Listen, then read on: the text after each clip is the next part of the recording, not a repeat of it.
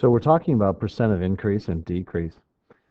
Let's look at the problem. Sam's allowance went from $3 to $4.20. Find the percent of increase. Okay, as I've said before, when we're dealing with percent problems, generally speaking, I like to use what's called the three parenthesis method. In the first set of parentheses is written your percent as a decimal. In the second set of parentheses is your whole or base number. And then in the third set of parentheses, we write the part.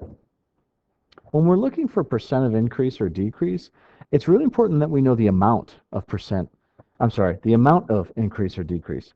So in our problem here, I don't know the percent, so I'm going to put an X in that first set of parentheses. My base number is the $3.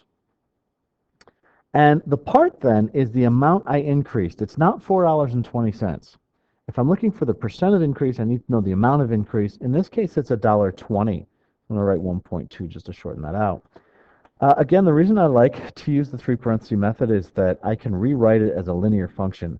And in this case, x times 3, I can rewrite as 3x equals 1.2. I want to get x alone. It's being multiplied by 3. To undo that, I divide by 3.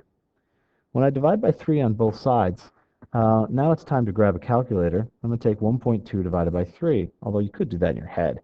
1.2 divided by 3 is going to be equal to 0.4. And as a percent, we're looking at a 40% increase in the allowance.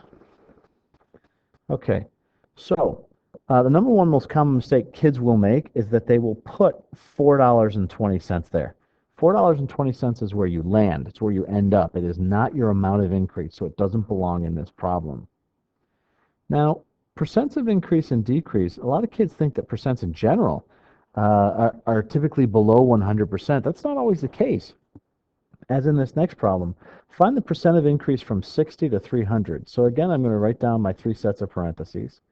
In the first set of parentheses, I would put a percent, but we don't know it, so I'm going to put x. My base number here is 60 because that's the number I'm starting from. That's the number I'm taking a percent of. Now, and again, in order to know the percent of increase, I need to know the amount of increase. Don't put 300 in that part. 300 is not your amount of increase. Instead, 240 is your amount of increase. I can rewrite this problem as 60x equals 240. Divide both sides by 60.